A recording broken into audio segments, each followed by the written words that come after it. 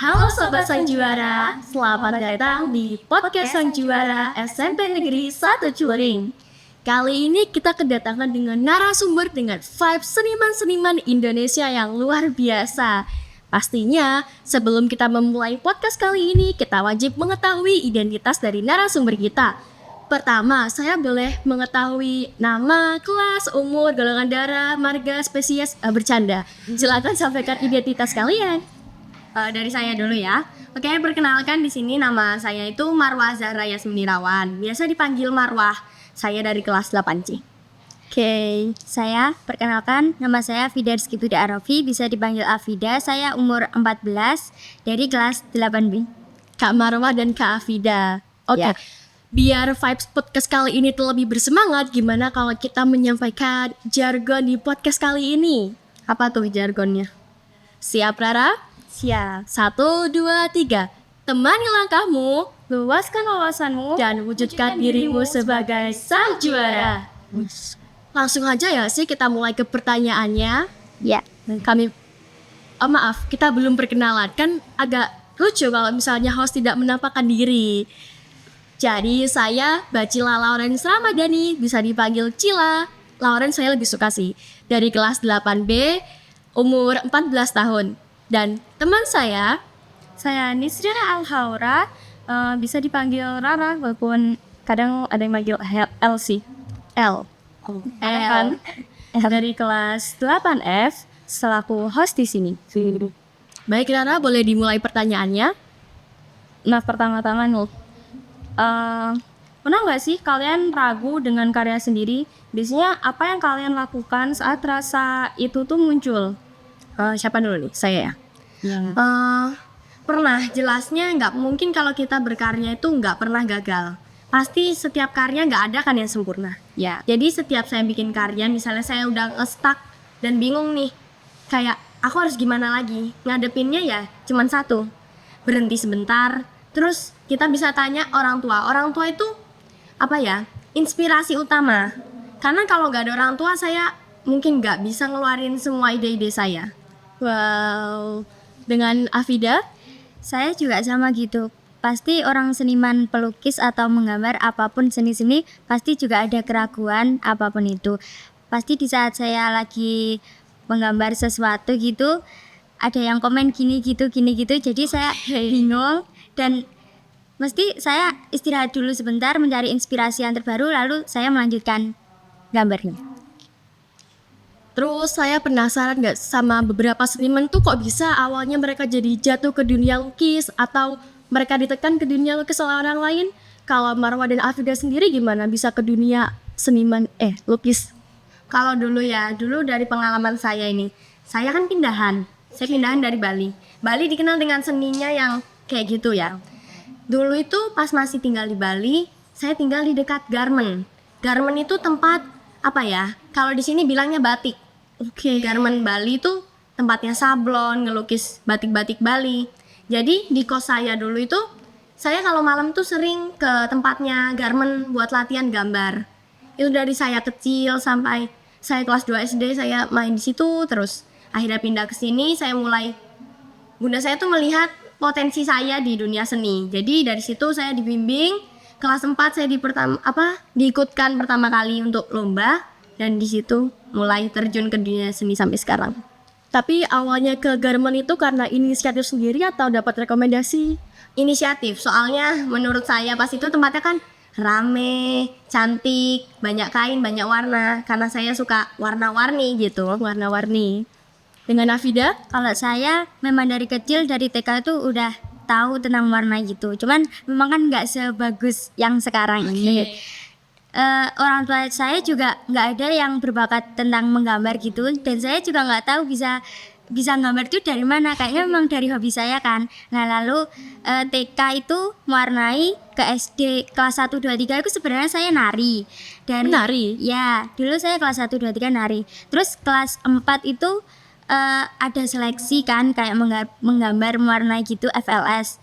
Saya seleksi belum apa itu namanya, rezeki kan, jadi belum bisa katut. Terus kelas 5, kelas 6 itu menggambar les, terus bisa juara-juara gitu sampai sekarang. Oke, aku kira seniman itu emang dari lahir spawn itu udah warna-warna, enggak, udah punya bakat sendiri gitu. Enggak dong, pasti harus biasa. Harus biasa biar bisa. Kedepannya tuh pengen nggak ada inisiatif buat berhenti melukis, berhenti berkarya karena sedikit boom dari seseorang. Enggak. Soalnya kalau saya pengen lanjut mengembangkan dan mau membangun galeri melukis. Luar biasa. Jadi kalau saya hampir sama, nggak mungkin bahkan berhenti. Kayak kita itu udah di tengah, kita udah belajar sejauh ini. Misalnya kita udah di tengah-tengah, mau balik berhenti percuma, sia-sia kita perjuangin selama ini. Udah banyak hal yang dikorbanin, tapi buat jalan ke depan juga masih panjang. Jadi harus tetap dilanjutin. Sampai nanti saya juga mau bikin galeri, saya juga ingin jadi dosen seni rupa. Oh my god. Doktor, bismillahirrahmanirrahim. Amin. Nah, kalian tuh punya nggak sih artis yang kalian suka atau favoritin atau enggak orang yang memotivasi kalian gitu? Ada. Contohnya apa tuh? Saya ya. Kalau saya itu ada 2 orang. Namanya Erika Hestu Wahyuni. Dia itu ibu-ibu, bukan Erika pelukis. Maaf saya sebut merek. Maksudnya Ibu Erika ini umurnya seumuran bunda saya, lebih tua 3 tahun mungkin.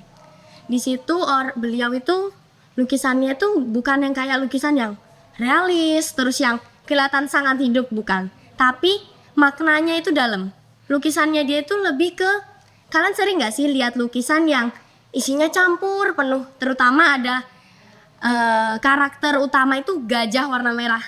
Gajah warna merah itu hampir di mana-mana, di setiap lukisan kayak gitu tuh pasti ada. Oke. Jadi karakternya gitu. Kalau satunya namanya Nyoman Lombeng, itu orang Bali. Kalau yang tadi pertama orang Jogja. Orang Bali ini juga lukisannya tuh sama, penuh kayak apa ya dibilang itu, kalau orang Jawa bilangnya nerecel. Nerecel. Ya, nerecel itu apa ya? Penuh. Apa ya? Penuh. Intinya penuh. Tidak beraturan gitu. Ya, tidak beraturan. Tapi kayak dia itu maknanya masuk semua. Oke. Jadi saya tuh baru pertama kali nemu 2 lukisan dari 2 pelukis itu, juga baru pertama kali di Banyuwangi. Selama saya tinggal di Bali lihat pameran itu belum pernah ketemu lukisan beliau.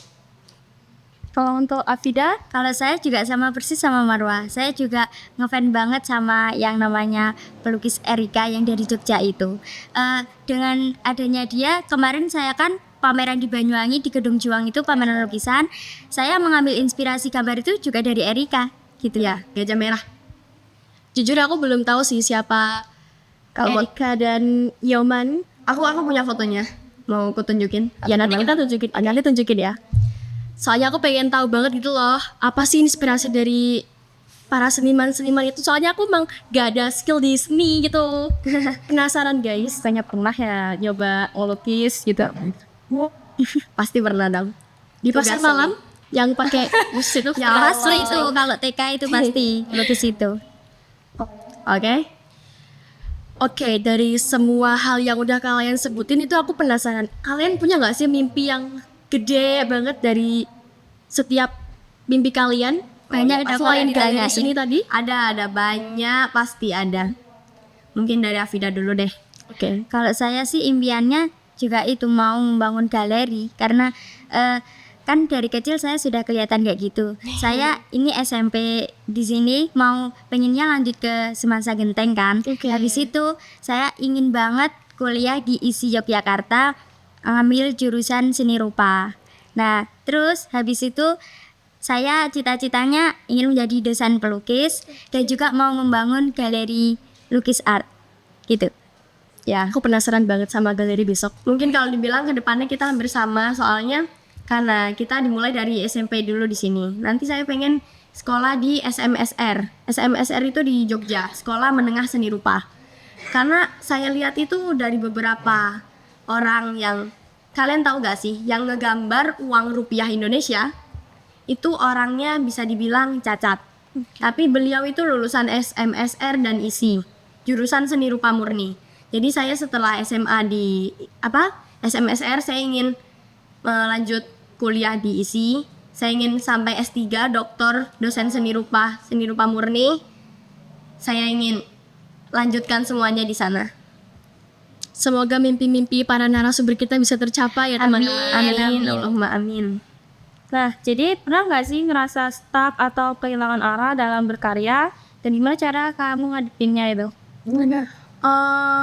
Pastinya pernah. Nggak ada orang yang nggak pernah nge-stuck di seni itu lagi. Jadi kayak seperti yang pertama, kalau kita nge-stuck, kita harus berhenti. Entah berhenti sejenak atau lama. Sebenarnya kalau biar konsisten ya, kita berhenti tuh sejenak aja. Terus kita tanya lagi orang tua, misalnya kita udah nge-stuck, gak ada apa-apa lagi nih di pikiran, kayak aku harus gambar apa, aku bingung besok harus gambar apa di lomba ini. Coba cari, misalnya kamu lagi tinggal di mana? Kamu tinggal di Banyuwangi. Seni Banyuwangi apakah cuman harus gandrung, seblang, kebo-keboan? Enggak, kita punya banyak seni di Banyuwangi. Contohnya, siapa yang gak mengenal Raja Minak Jinggo? Iya kan? Minak Jinggo yang jadi ikon patungnya Celuring, itu juga raja yang dibilang tuh cerdik di Banyuwangi, tapi suka marah. Ya, dari situ bunda saya tuh ngasih tahu kalau seni itu bisa jalan terus, kayak gak ada batasannya. Seni itu gak ngebuat kalian nge-stuck di tempat itu. Seni itu bisa keluar dari area nyaman. Ya, jadi bisa keluar dari itu terus. Kalau saya sih hampir sama kayak Marwa, cuman saya berbeda sedikit dari kalau nge-stuck itu, saya pasti istirahatnya berhari-hari. Karena saya itu orangnya kalau emang sudah dikomentari dan saya suka baperan kan, jadi kayak sakit hati gitu. Pasti saya istirahatnya lama dan mencari gambar-gambar yang lain agar saya bisa moodnya kembali lagi. Kayak saya pengen gambar ini karena saya pengen, jadi pasti hasilnya bagus. Kalau itu gambarnya suruhan dari orang, kayak kalau saya nggak mood pasti nggak jadi. Ya, jadi gambar itu mungkin orang ngasih masukan, tapi kita harus tetap yang memilih. Nggak bisa beliau yang kamu harusnya gambar ini aja, lebih ini, nggak bisa. Karena seni itu dari diri sendiri, nggak mungkin kita ngambil semuanya dari orang. Tapi kalian pertimbangin gitu. Ya, harus dipertimbangkan. tapi cuman pasti kita dari inspirasi orang pasti kita ambil Ya, gitu. harus diterima karena orang itu juga benar. Dari semua stuck itu pasti berhasil lah ya. Ya. Hasil karyanya. Pasti ada hasil akhirnya.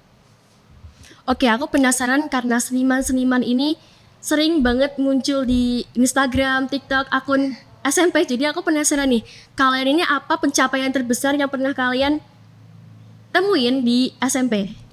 Kalau di SMP saya itu dari SD ya, saya itu kalau ikut lomba-lomba udah biasa. Lomba itu kan orang taunya lomba menang dapat juara nih. Iya.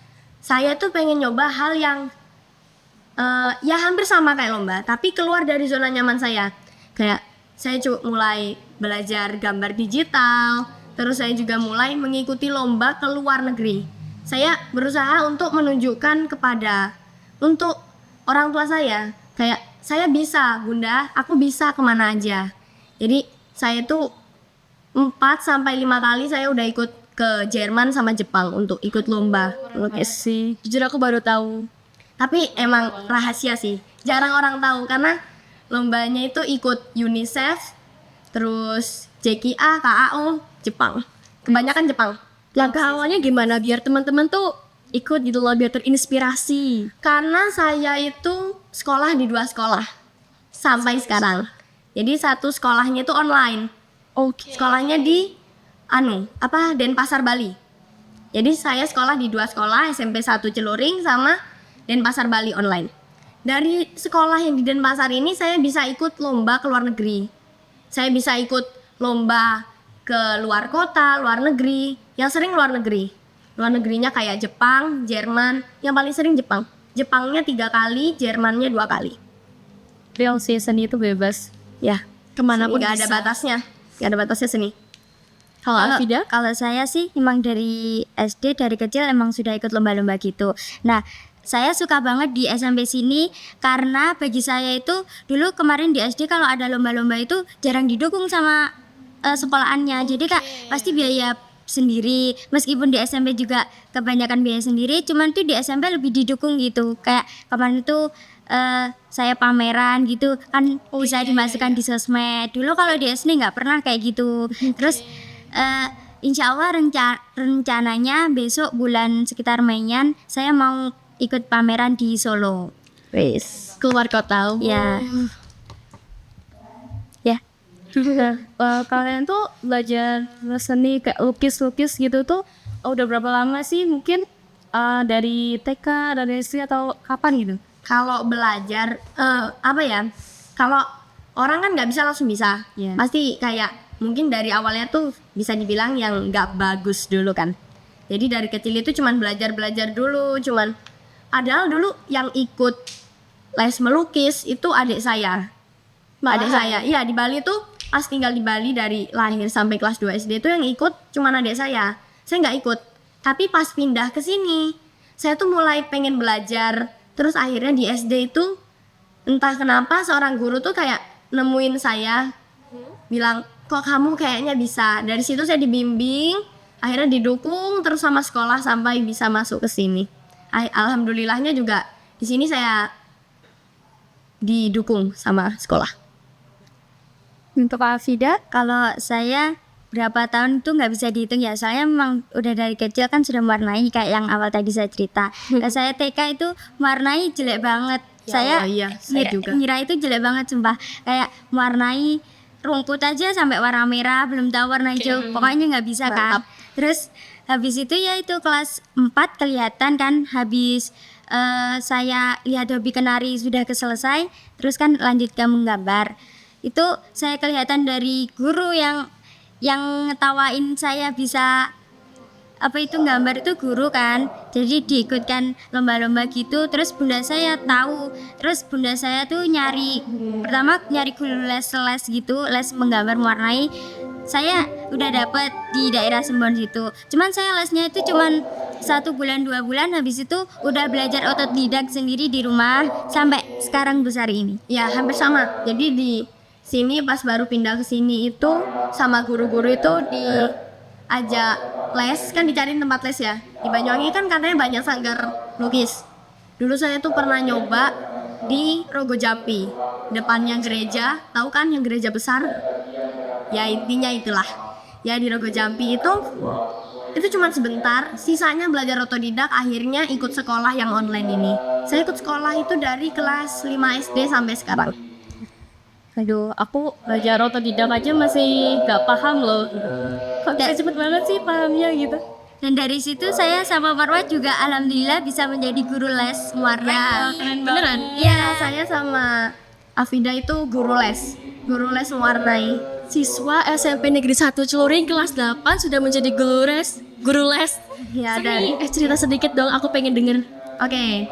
Kalau saya itu dulu mulainya dari pertama kan saya pernah ikut lomba di Banyuwangi Park. Pertama kali pembukaan Banyuwangi Park itu tahun 2023 bulan Mei. Nah, di situ itu Banyuwangi Park masih yang isinya kosong.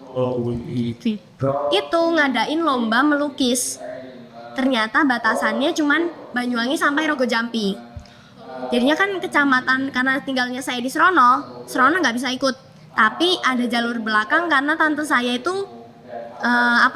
hampir jadi manajernya di sana. Jadinya bisa ngurusin. Akhirnya ada satu tim yang gugur diganti dengan satu tim dari Serono. Di situ ikut lomba pertama kali kan, ikut lomba melukis. Itu alhamdulillah entah rezeki dari mana kita dapat juara 1 nih. Juara 1 malahan. Iya, itu hadiahnya lumayan banget. Uang, emas, dan segala macem. Dari situ tuh kan saya langsung kayak, wah dengan begini aku bisa jadi diriku. Terus di situ aku mulai ditawarin, ayo berani nggak buka les gitu. Kayak gini, masih kecil kok buka les gitu. Tapi bundaku nyakinin, ini terserah kamu mau nggak ikut buka les atau gimana, buka tempat belajar. Awalnya ragu, kayak gak mungkin bun, aku masih kelas 5 SD ngajarin anak yang kecil ataupun seumuranku kan kayak orang takutnya bilang kayak sombong gitu. Pastinya ada Ya sih. pasti ada yang kayak gitu. Soalnya dulu saya di SD itu diremehkan sama ibu-ibu wali murid lainnya, itu katanya gambar aja kok dibelan-belain. Tapi ujung-ujungnya dari gambar saya bisa dapetin semua ini. Iya, iya. Di situ saya mulai berani buka les. Pertama itu murid cuma 5. Terus tambah 50. Terus 70, 75. Sekarang nge-stuck di 74 murid.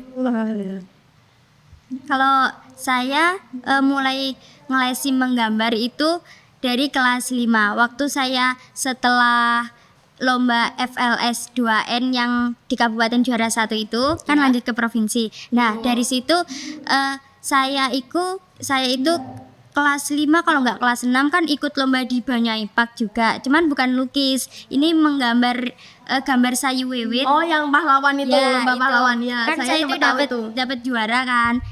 Dari situ itu kan seleksinya dari desa Desa, terus kecamatan, langsung ke terus kabupaten tuh. Pas di desa itu saya tuh disuruh wali murid SD suruh belajar yang adik-adik gitu biar bisa ikut juga, nggak Ya. saya aja kan, biar nanti ada kayak bibitnya gitu. Ya, Jadi saya suruh ngajari gitu, tapi juga saya sama kayak Marwa kayak takut soalnya masih kecil kan, masa Iya. Masa pelajaran anak itu kan, soalnya kan niatnya dari kecamatannya itu kan biar ada bibit baru. iya Setelah ini siapa lagi yang akan mewakili kecamatan ini. Jadi saya kebanyakan ngajarin murid saya tuh ya dari kecamatan Serono itu sendiri. ya itu terus sampai sekarang kan bisa membuka les-lesan yang besar dan alhamdulillah pasti 1 minggu sekali pasti 1 minggu saya itu dapat rezeki 600-500 Ya, gitu. sama. Soalnya banget guys. ya, itu lesnya itu kan kita nggak cuma les yang biasa. Kadang kalau misalnya ada yang mau lomba itu kita les privat. Ya. Juga Jadi ilmu itu saat kan nggak murah kan, Ya, mahal. saat les itu kalau privat kan cuma 1-2 gitu Ya, pasti itu biayanya lebih mahal Lebih dan mahal. itu kan juga ngorbanin waktu kita. Kita kan juga masih SMP, kita masih ya perlu waktunya belajar. gitu. Tapi belajar kita disambil kayak setelah belajar kayak misalnya hari Jumat yang harusnya aku tuh jadi hari bisa kita rebah-rebahan, itu nggak bisa. Hari Jumat tuh bener-bener padet banget. Kayak hari Jumat nih sekolah, Oke. nanti pulangnya langsung ekstra. Setelah ekstra saya pulang langsung les sampai malam. Setelah habis malam itu, habis maghrib, saya langsung ngajarin anak-anak privat setiap malam. Jadi kayak waktu belajar itu sore. Wah, banget capek. Kalau saya sih paling padat itu hari Minggu. Waktunya berlibur sama keluarga kan, family time. Tapi saya nggak bisa, soalnya ya itu karena saya kayak ingin biar adik-adik generasi muda bisa menjadi bibit unggul yang bisa menggambar, mewarnai, melukis gitu. Iya, setiap banget. Aku sih belum ada kepikiran ya mau bikin les-lesan. itu juga kan dari inspirasi. Jadi tunggu aja inspirasinya datang. Nah, kalian ini kan lukis tuh biasanya lukis tentang apa sih? Atau mungkin kalian juga kadang lukis tentang lukisan kayak apa ya? Dari luar negeri gitu. Hah? Gimana ulang. Kalian tuh lukisnya tuh tentang apa itu? Mungkin dari Indonesia atau juga kalian banyak sih, banyak negeri gitu.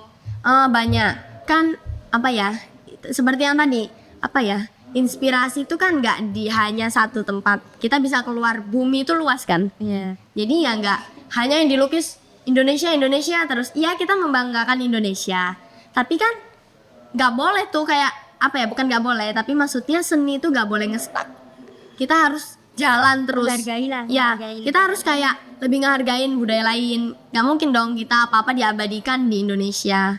Sekalian coba-coba. Iya, kayak negara-negara lain kan juga punya hal yang wow gitu, dan seninya juga wow. Jadi nggak mungkin dong dilewatkan. Untuk para seniman pasti nggak mungkin melewatkan seni-seni kayak gitu.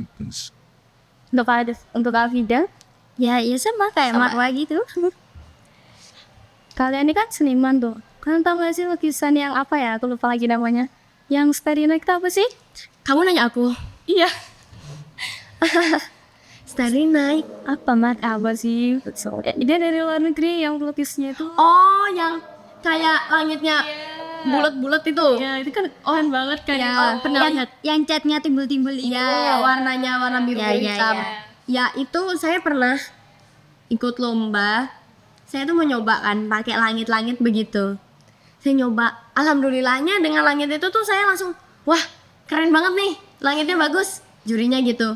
Terus kayak, ya terima kasih, saya gitu dong. Ya agak pede gitu. Siapa sih yang nggak pede kalau dipuji? Aku juga pede. Ya, Pede ya. pasti pede. Itu kayak langsung, wah ternyata seni tuh nggak harus langit yang apa ya, bisa dibilang kan langit apa-apa orang itu di Banyuwangi ya, saya setahunya selama saya lomba di Banyuwangi, setiap lomba juri itu yang dicari dan dilihat pertama itu langit, dan yang dipilih langitnya selalu langit apa, retro. Ya itu bener Retro banget. retro tuh kayak ciri khas gitu loh untuk lomba mewarnai. Tapi saya gini, langit gak cuman itu, kulit gak cuman itu, warna kulit. Warna kulit saya pernah nemu itu warnanya cuman itu terus. Saya sampai komplain ke juri, sama juri saya jadiin penilaian di FLSN ke depannya. Jadi kayak gini, penilaian dari anak SD negeri 4 Kebaman ini atas nama Marwah bagus sih. Kulit itu nggak cuman warna itu aja.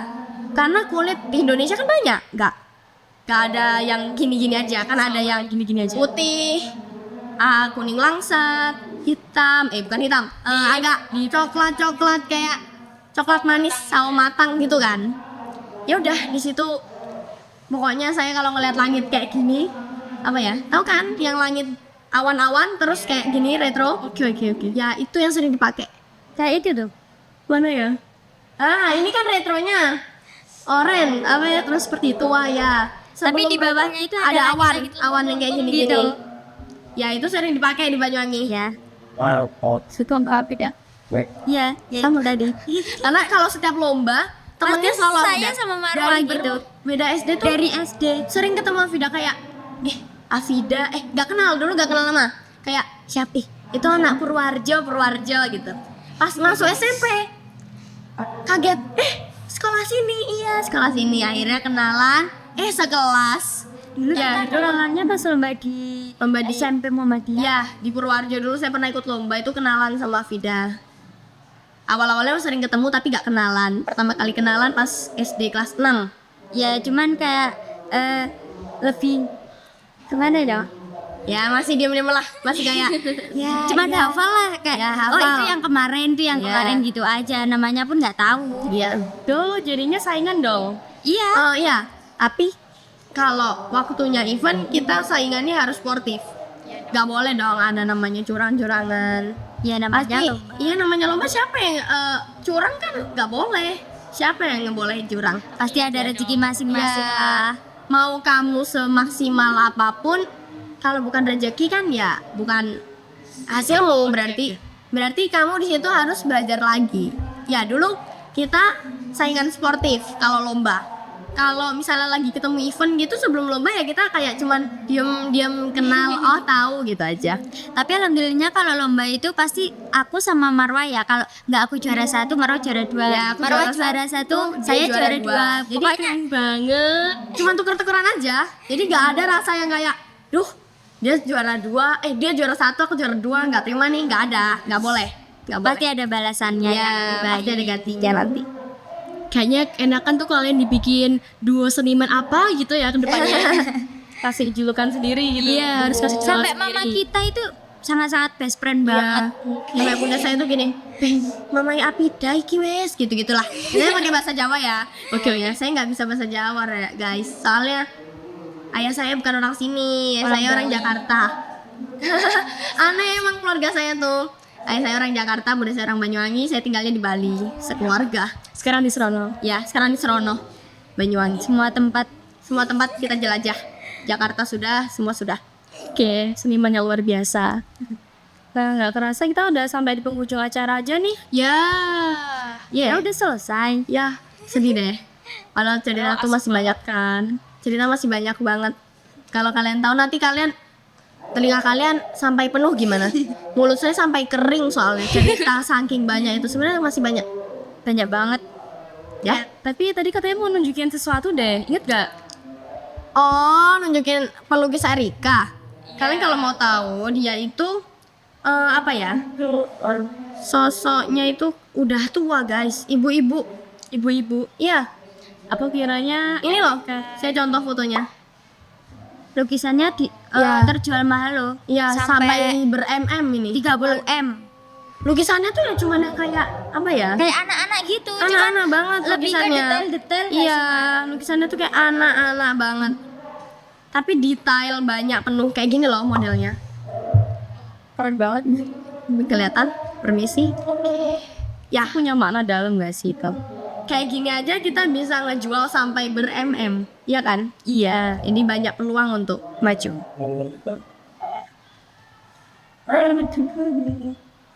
Nah, kita udah di penghujung acara nih.